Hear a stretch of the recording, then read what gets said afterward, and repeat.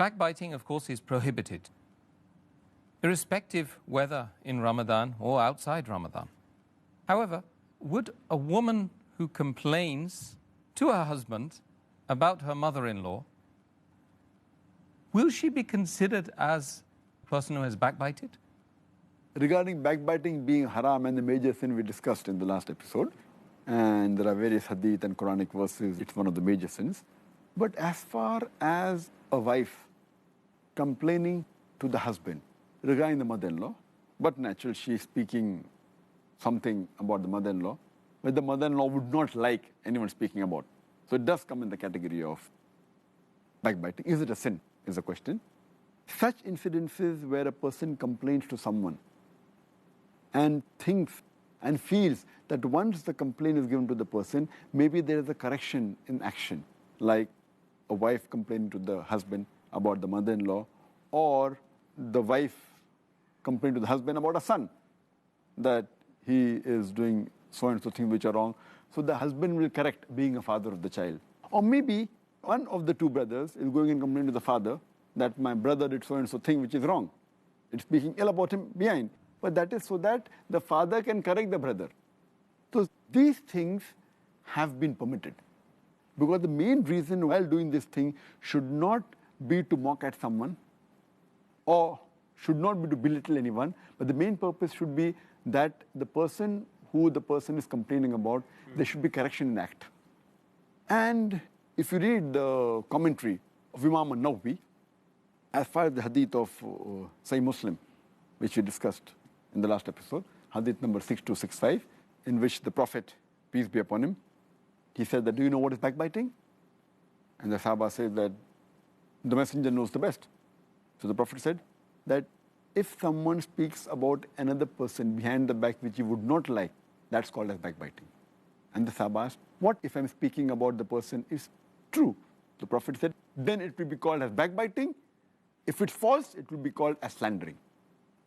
So based on this, the commentary of this hadith, according to Imam an-Nawawi, he said that backbiting, ghibat, in 6 conditions it's permitted.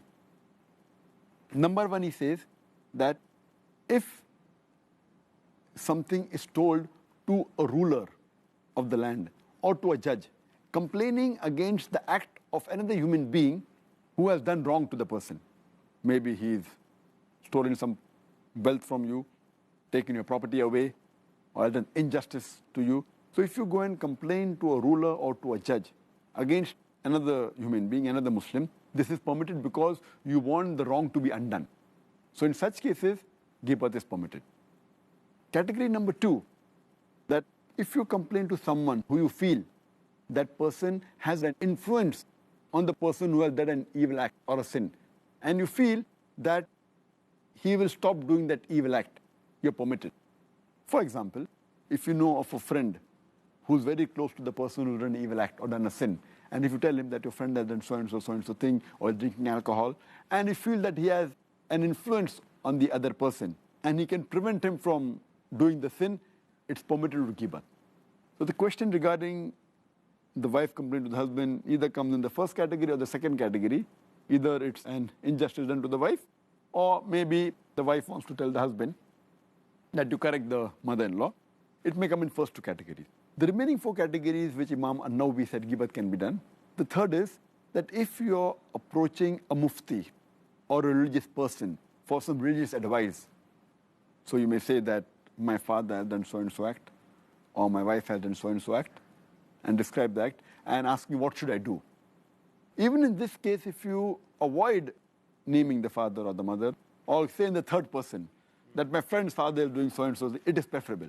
But in such cases, while taking religious advice or a fatwa for a particular act, it's permissible.